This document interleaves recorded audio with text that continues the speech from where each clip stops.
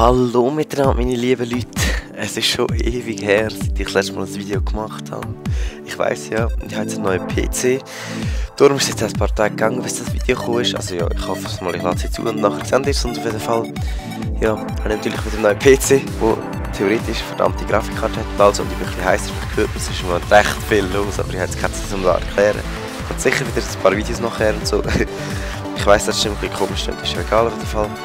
Ich wollte natürlich dann gerade schauen, was da für Games laufen, und nachdem wollte ich schauen, wie dass ich die Grafik von Minecraft da mal tunen könnte, weil ich habe schon lange da so gewisse Mods, die es da so gibt, so, ich habe jetzt einmal so Zeug reingehauen und wollte schauen, auf was, dass ich da Grafik aufsetzen mit meiner neuen Grafikkarte und mit dem ganzen PC. Und ja, ich würde sagen, ich mache da schnell kurz ein Video drüber.